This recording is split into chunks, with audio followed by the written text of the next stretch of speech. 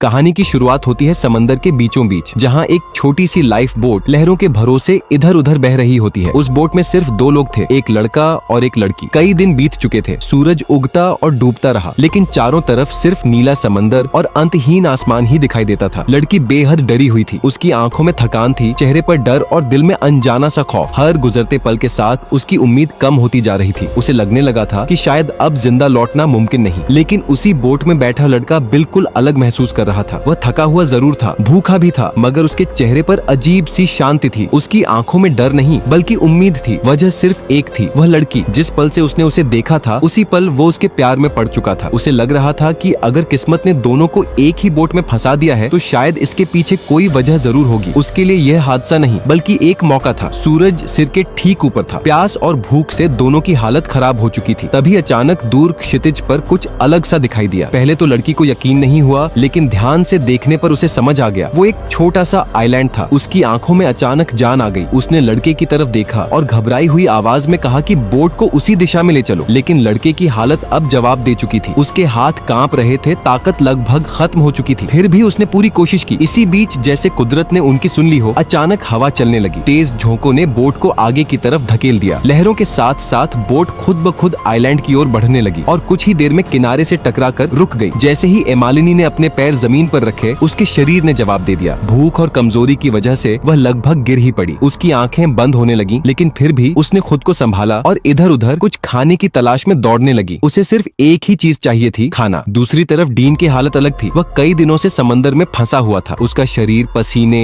नमक और गंदगी से भरा हुआ था। उसके लिए सबसे जरूरी चीज नहाना थी। ये छोटा सा आइलैंड उसके लिए किसी सपने से कम नहीं था। चारों तरफ हरियाली थी, पेड़ पौधे थे और सबसे हैरान करने वाली चीज, जमीन से निकलता हुआ गर्म पानी का झरना। डीन की आंखें चमक उठी। उसने एमालिनी को आवाज दी और उसे भी पानी में आने के लिए कहा। हैरानी की बात यह थी कि सिर्फ एक हफ्ते पहले तक ये दोनों एक दूसरे को जानते भी नहीं थे। दोनों की दुनिया एक दूसरे से बिल्कुल अलग थी। एमालिनी एक अमीर परिवार से ताल्लुक रखती थी। उसकी परवरिश आराम और लग्जरी में हुई थी। उसका दिल अच्छा था, इसीलिए लोग उसे पसंद करते थे। लेकिन उसने कभी सच्चा प्यार महसूस नहीं किया था। उसकी सहेलियां उसे अपने रिश्तों की कहानियां सुनाती थी, जिन्हें सुनकर उसका दिल भर आता था। वो भी प्यार करना चाहती थी। ग्रेजुएशन ट्रिप पर आने से पहले उसने मन ही मन तय कर लिया था कि अब वह अपनी सिंगल लाइफ खत्म करेगी। ये ट्रिप उसके लिए नई शुरुआत थी। लेकिन डीन के लिए यह सब बेमतलब था। उसे कई स्कूलों से निकाला जा चुका था। वह जिद्दी था, गुस्सैल था और किसी की नहीं सुनता था। असल में वह अपनी उबाऊ और दर्द भरी जिंदगी से दूर भागना चाहता था। उस रात यार्ड में पार्टी चल रही थी। हर तरफ हंसी मजाक और म्यूजिक था। एमालिनी की बेस्ट फ्रेंड ने उसे हिम्मत दी और कहा कि किसी लड़के से बात करे, लेकिन एमालिनी का आत्मविश्वास जवाब दे गया। वो एक कोने में खड़ी सबको देखती रही। तभी अचानक सब कुछ बदल गया। पुलिस बिना किसी चेतावनी के आ गई। अफरा तफरी मच गई। लोग इधर उधर भागने लगे। उसी भगदड़ में किसी ने गलती से एमालिनी को धक्का दे दिया और वह सीधे पानी में गिर गई। डीन ने यह सब देखा। बिना एक पल सोचे वह पानी में कूद पड़ा। उसने एमालिनी को पकड़कर एक छोटी सी रेस्क्यू बोट तक खींच लिया। एमालिनी अभी कुछ समझ ही पाती, उससे पहले डीन ने बोट की रस्सी काट दी। वह नहीं चाहता था कि पुलिस उसे वापस उसी जिंदगी में ले जाए जिससे वह भाग रहा था। उसने सोचा थोड़ी देर इंतजार करेंगे, लेकिन तभी मौसम ने करवट ली। तेज बारिश शुरू हो गई। हवा और लहरें खतरनाक हो गईं। पुलिस चली गई और यार्ड भी दूर निकल गया। दोनों चिल्लाते रहे,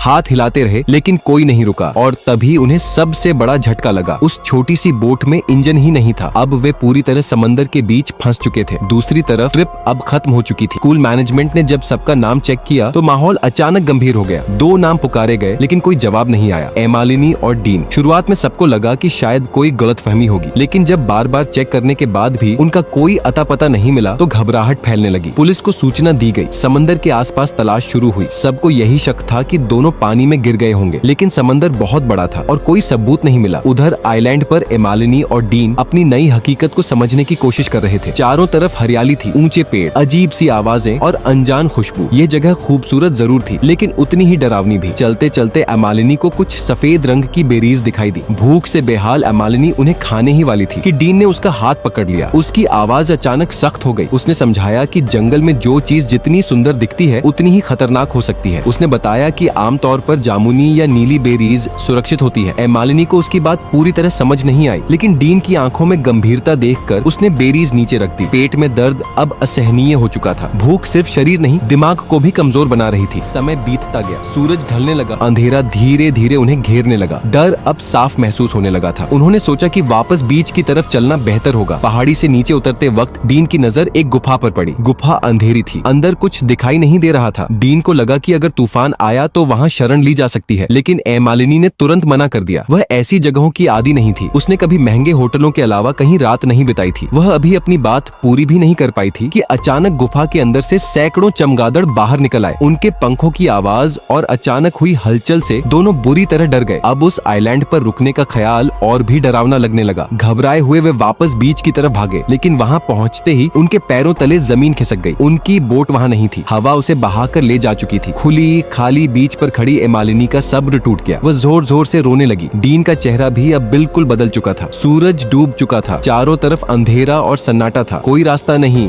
कोई मदद नहीं। उन्हें समझ आ गया कि अब ये सिर्फ एक हादसा नहीं बल्कि जिंदगी और मौत का सवाल है। चारों तरफ ऐसी खामोशी थी कि अपनी सांसों की आवाज भी तेज लग रही थी। मालिनी ने कांपते हाथों से अपना फोन निकाला। बैटरी बहुत कम बची थी, नेटवर्क बिल्कुल नहीं था। ठंड, भूख और डर तीनों एक साथ उस पर हावी हो रहे थे। तभी डीन ने बिना कुछ कहे अपनी जैकेट उतारी और उसके कंधों पर डाल दी। यह छोटा सा इशारा मालिनी के दिल को छू गया। रात और गहरी हो गई। तभी अचानक मालिनी को पहाड़ों के अंदर से एक अजीब भारी सी आवाज सुनाई दी। वह आवाज इंसान की नहीं लग रही थी। वह इतनी डर गई कि पूरी रात आंख बंद नहीं कर पाई। अगली दोपहर जब डीन जागा तो उसे अपनी ताकत कुछ लौटती हुई महसूस हुई, लेकिन जैसे ही उसने चारों तरफ देखा मालिनी वहाँ नहीं थी। उसका दिल तेजी से धड़कने लगा। वह दौड़ता हुआ बीच की तरफ गया। वहाँ उसने मालिनी को देखा जो लकड़ियों से रेत पर बड़ा सा SOS बना रही थी। उसका फोन पूरी तरह बंद हो चुका था। अब समय उनके खिलाफ था। डीन ने खुद को साबित करने के लिए समंदर में छलांग लगा दी। वह तैरने लगा। शायद यह बेवकूफी थी, लेकिन उस वक्त उसे यही सही लगा। उसे महसूस हुआ कि वह अब हार मानने वाला इंसान नहीं रहा। इधर दुनिया उन्हें मरा हुआ मान चुकी थी। पुलिस, स्कूल और परिवारों ने मान लिया था कि शायद दोनों समंदर में डूब गए। आइलैंड पर मालिनी मीठे पानी की तलाश में उस गर्म पानी के झरने तक गई, लेकिन वहाँ उसे लगा जैसे कोई उसे देख रहा है। यह एहसास इतना डरावना था कि वह बिना रुके डीन के पास वापस भाग आई। अब दोनों ने मिलकर काम करना शुरू किया। डीन को लकड़ी से काम करने का हुनर था। उसने अपने हाथों से एक छोटा सा शेल्टर बनाया। वह परफेक्ट नहीं था, लेकिन धूप और बारिश से बचाने के लिए काफी था। कुछ समय बाद उन्हें जंगली नारियल मिले। दोनों ने नारियल का मीठा पानी पिया और अंदर का हिस्सा खाया। फिर उन्हें जंगली केले भी मिले। पेट भरते ही माहौल थोड़ा हल्का हो गया। अब डीन का ध्यान बार बार मालिनी की तरफ जाने लगा। उसे लगने लगा कि यह मौका दोबारा नहीं मिलेगा। उसने उसे स्विम करने के लिए कहा। झरने के नीचे मालिनी नहा रही थी और डीन पास खड़ा था। उसके दिमाग में नए नए ख्याल आने लगे। वह एक अलग दुनिया का सपना देखने लगा जहाँ ज्यादातर लोग ऐसी हालत में टूट जाते। डीन को यह जगह खूबसूरत लगने लगी थी। समंदर, जंगल और उसके साथ मालिनी, उसे सब परफेक्ट लग रहा था। दूसरी तरफ मालिनी के माता पिता उसे ढूंढते ढूंढते टूट चुके थे। 2 महीने बीत चुके थे। पुलिस ने तलाश बंद कर दी, लेकिन उसके माता पिता ने उम्मीद नहीं छोड़ी। आइलैंड पर एक दिन डीन ने गुस्से में लकड़ी जमीन पर मारी। तभी मिट्टी के नीचे कुछ अजीब दिखाई दिया, इंसानी हड्डियों का ढांचा। यह देखकर मालिनी बुरी तरह कांप गई। उसके दिमाग में सिर्फ एक ही ख्याल घूम रहा था, क्या वह भी एक दिन यहीं खत्म हो जाएगी? डीन ने उसे गले लगाकर भरोसा दिलाया कि जब तक वह साथ है उसे डरने की जरूरत नहीं। उसी भरोसे से दोनों करीब आ गए। धीरे धीरे उनके बीच एक रिश्ता बन गया। मालिनी के लिए यह प्यार का पहला अनुभव था। प्यार के उस नए एहसास के बाद मालिनी पहली बार सुकून की नींद सो पाई। आइलैंड पर बीते दिनों में यह शायद उसकी सबसे गहरी नींद थी, लेकिन अगली शाम जब उसकी आंख खुली तो उसे कुछ गलत लगा। चारों तरफ नजर दौड़ाई, मगर डीन कहीं दिखाई नहीं दिया। वह उठी, उसका नाम पुकारा, एक बार फिर दूसरी बार, लेकिन जवाब सिर्फ जंगल की खामोशी थी। घबराहट बढ़ने लगी। वह झाड़ियों और पेड़ों के बीच अंदर की तरफ बढ़ी। तभी उसने देखा डीन जमीन में गड्ढा खोद रहा था। उसके चेहरे पर गंभीरता थी। पास ही वह इंसानी हड्डियों का ढांचा पड़ा था जिसे वह दफनाने की तैयारी कर रहा था। मालिनी को यह बिल्कुल समझ नहीं आया। उसे लगा कि डीन कुछ छुपा रहा है। दोनों के बीच बहस तेज होती गई। गुस्से में मालिनी खुद ही गड्ढे में कूद गई। उसी अफरा तफरी में डीन की कुदाली फिसल गई और उसकी टांग पर लग गई। खून बहने लगा। दर्द ने बहस को वहीं रोक दिया। घायल मालिनी को संभालते हुए डीन को एहसास हुआ कि लड़ाई से कुछ हासिल नहीं होगा। जब हालात शांत हुए, मालिनी ने अपने दिल की एक नई चिंता जाहिर की। अगर उनमें से कोई बीमार पड़ गया या मर गया तो क्या होगा? डीन ने उसे समझाया कि डर के सहारे जीने से बेहतर है कि वे आज में जीना सीखें। फिर उसने उस हड्डियों के ढांचे का सच बताया। उसकी माँ की मौत के बाद कभी उसका ठीक से अंतिम संस्कार नहीं हुआ था। यह बात उसके दिल में सालों से चुभ रही थी। वह मानता था कि मरे हुए इंसान के साथ भी सम्मान से पेश आना चाहिए। मालिनी उसकी भावनाएं समझ गई। उसने महसूस किया कि डीन जितना बाहर से सख्त दिखता है, अंदर से उतना ही टूटा हुआ है। धीरे धीरे माहौल बदला। दोनों गर्म पानी के झरने में साथ नहाने लगे। वक्त काटने के लिए खेल खेले, बातें की, हंसे। मालिनी को हैरानी होती थी कि इतना समझदार और मेहनती लड़का आखिर स्कूलों से क्यों निकाला गया होगा। एक शाम डीन ने अपने अतीत का सबसे दर्दनाक सच बताया। सालों पहले वह दोस्तों के साथ बर्फीली सड़कों पर गाड़ी चला रहा था। गाड़ी फिसल गई, एक्सीडेंट हुआ, अस्पताल पहुंचे, लेकिन एक दोस्त की जान जान नहीं बच सकी। भले ही गलती उसकी नहीं थी, लेकिन गिल्ट ने उसकी जिंदगी बदल दी। जैसे ही उसने ये बात खत्म की, आसमान में काले बादल घिर आए, तेज बारिश शुरू हो गई। डीन बारिश में खड़ा रहा, जैसे अपने दर्द को धो देना चाहता हो। एमालिनी उसे देखती रही। उस पल उसे लगा कि वे दोनों अंदर से एक दूसरे से जुड़ चुके हैं। दूसरी तरफ दुनिया ने उन्हें छोड़ दिया था। एमालिनी की फैमिली ने जहाज किराए पर लिए, पोस्टर छपवाए, लेकिन कुछ नहीं मिला। पुलिस ने तलाश बंद कर दी। उसकी माँ दिन ब दिन कमजोर होती जा रही थी। एक दिन जब वह घर लौटी तो दरवाजे के बाहर फूल और मैसेज देख उसकी आंखें भर आईं। लोग मान चुके थे कि एमालिनी मर चुकी है, लेकिन हकीकत कुछ और थी। आइलैंड पर वक्त बहता रहा। दिन सूरज के साथ शुरू होते और सूरज के साथ खत्म होते। डीन घंटों समंदर को देखता रहता। एमालिनी हर दिन अपने माता पिता को याद करती। डीन उसे खुश रखने के लिए गहराई में जाकर मछली पकड़ता। महीने सालों में बदल गए। जिंदगी एक जैसी दोहराव भरी और थकाने वाली हो गई। एमालिनी को लगने लगा कि शायद वे हमेशा यहीं फंसे रहेंगे। डीन ने भी यही मान लिया, लेकिन उसके दिमाग में एक नया सपना पनपने लगा। वह इस आइलैंड को अपनी परफेक्ट दुनिया बनाना चाहता था। 2 साल बीत चुके थे। डीन सोचने लगा कि अगर उनका बच्चा हो जाए तो यह जगह और पूरी लगेगी। लेकिन एमालिनी अब भी घर लौटने का सपना देखती थी। और फिर एक दिन आसमान में जहाज की आवाज गूंजी। दोनों की सांसें थम गई। वे दौड़ते हुए सिग्नल फ्लेयर की तरफ भागे, लेकिन फ्लेयर गन गायब थी। खोजने पर पता चला कि एमालिनी की कुछ निजी चीजें भी नहीं थीं। इसका मतलब साफ था, आइलैंड पर कोई और भी था। इस बात ने दोनों को आमने सामने खड़ा कर दिया। जोरदार झगड़ा हुआ। एमालिनी टूट गई। उसे लगने लगा कि अब कुछ भी नहीं बदलेगा। तभी जंगल से आवाज आई। डीन ने सोचा शायद कोई इंसान हो, लेकिन सामने एक जंगली काली बिल्ली थी। जान बचाने के लिए उसे अपने हाथ से बनाए चाकू का इस्तेमाल करना पड़ा। खतरा टल गया, लेकिन डर और बढ़ गया। इस घटना के बाद एमालिनी ने आइलैंड पर रहने का फैसला कर लिया। दोनों ने एक मजबूत लकड़ी का घर बनाया। उन्होंने लंबे वक्त तक जिंदा रहने की तैयारी शुरू कर दी। दुनिया उन्हें भूल चुकी थी। एक दिन खाना जमा करते वक्त एक बंदर सामने आया। उसके हाथ में वही फ्लेयर गन थी। दोनों ने किसी तरह गन वापस ली, लेकिन खुशी में गलती हो गई। एक